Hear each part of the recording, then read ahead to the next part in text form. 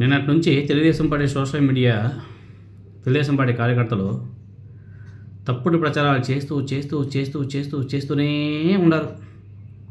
ఏదైతే వక్ఫ్ సవరణ బిల్లు ప్రవేశపెట్టారో కేంద్ర ప్రభుత్వం, రాజ్యసభలో, అదేవిధంగా పార్లమెంట్లో వైఎస్ఆర్ కాంగ్రెస్ పార్టీ ఆ సవరణ బిల్లుకి వ్యతిరేకంగా ఓటేసింది, రాజ్యసభలో సపోర్ట్గా ఓటు వేసిందని చెప్పేసి ఒక తప్పుడు ప్రచారాన్ని బీభత్సంగా రుద్దే ప్రయత్నాలు చేస్తున్నారు.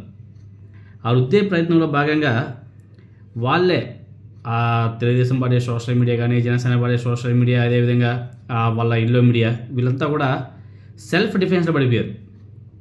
ఒకసారి ఆలోచన చేయాల. ఎందుకంటే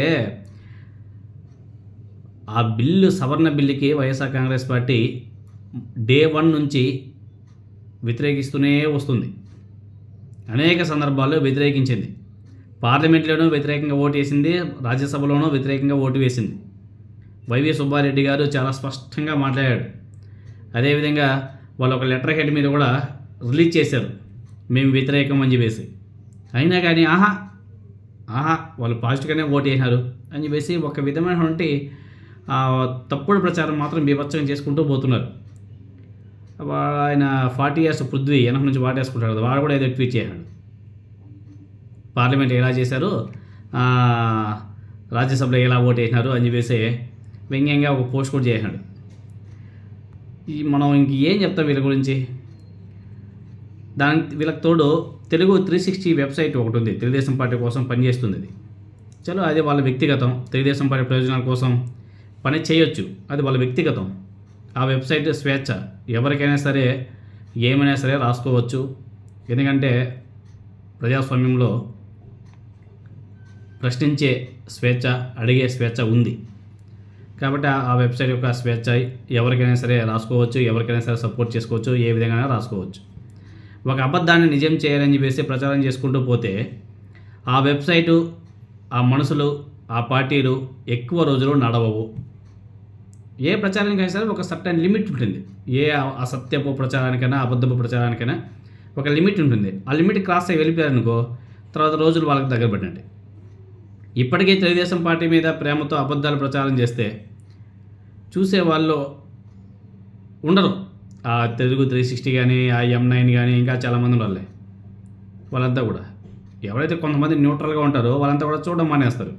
ఓకే, ఈ తెలుగుదేశం పార్టీకి ఎప్పుడు డబ్బులు కొడతా ఉంటారు, ఎప్పుడు చూసినా అసత్యపు ప్రచారాలు చేస్తూ ఉంటారని చెప్పేసి ఏదో రోజు చూడడం మానేస్తారు. ఇక్కడ ఎందుకు చెప్పుకుంటున్నామంటే, రాజ్యసభలో వక్ఫ్ బిల్లుకు వ్యతిరేకంగా ఓటు వేయని వైఎస్ఆర్ కాంగ్రెస్ పార్టీ అని చెప్పేసి ఆర్టికల్ రాసింది ఆ తెలుగు 360. న్యూట్రల్గా ఉన్నటువంటి వ్యక్తులు ఎవరైనా సరే ఇలాంటి అసత్యపు వార్తలు రాస్తే నమ్ముతారా? ఎవరు నమ్మరు. ఎందుకంటే YSR Congress party Muslim minority వర్గాలకు ఫుల్ సపోర్టెడ్ పార్టీ. అది తెలుగుదేశం పార్టీ, అదేవిధంగా జనసేన పార్టీ ఇంకా తెలిసిందే, వాళ్ళు ఒక మతపరమైన రాజకీయాల ఊపులో దీంట్లో చేరిపోయారు. కాబట్టి వాళ్ళైతే వ్యతిరేకమని చెప్పేసి కామన్ మైనారిటీ కానీ చెప్తారు. కానీ వైఎస్ఆర్ కాంగ్రెస్ పార్టీ టీవీ నుంచి ముస్లిం మైనారిటీ వర్గాలకి అండగా నిలబడుతుంటే, వాళ్ళ మీద కూడా వ్యతిరేక ప్రచారం చేస్తుంటే ఇంకా ప్రజలు నమ్ముతారా? ఏబిఎన్ ఛానల్ నుంచి ఈటీవీ 2 వరకు వైఎస్ఆర్ కాంగ్రెస్ పార్టీ వ్యతిరేకంగా ఓటు వేసిందని చెప్పేసి వార్తలు ప్రచారం చేస్తే, తెలుగు 360 వరకు తెలుగు 360 వ్యతిరేకంగా ఓటు వేయలేదని చెప్పేసి మాట్లాడుతుంది. వాళ్ళ సోషల్ మీడియాలో ఇటువంటి వెబ్సైట్లలో సపోర్ట్గా వైఎస్ఆర్ కాంగ్రెస్ పార్టీ ఆ బిల్లుకు వ్యతిరేకంగా ఓటు వేయలేదు, సపోర్ట్గా ఓటు వేసిందని చెప్పేసి రాసుకుంటున్నారు.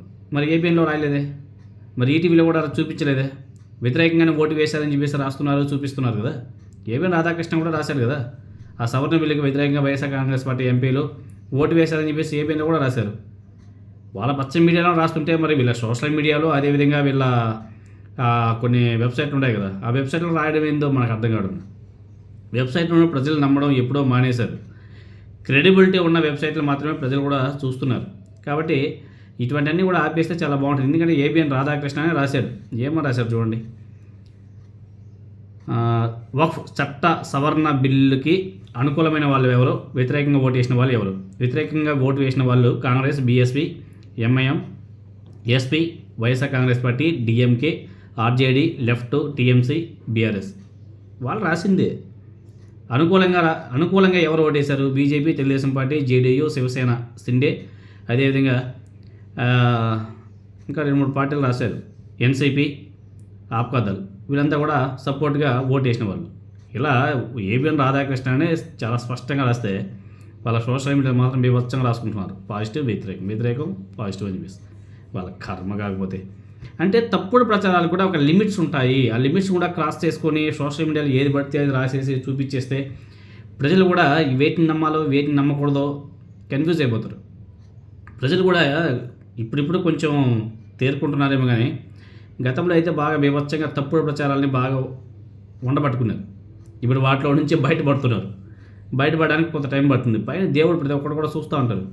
ఇలా ప్రతి ఒక్కదానికి లేనిపోయిన వాటికంతా కూడా వైఎస్ఆర్ కాంగ్రెస్ పార్టీ మీద బురదల్లే కార్యక్రమాలు చేపడితే మాత్రం ఇటువంటి పత్రికలకు కానీ అదేవిధంగా ఆ పార్టీలకు కానీ టైం దగ్గర పడింది అని చెప్పేసి అనుకోవాలి.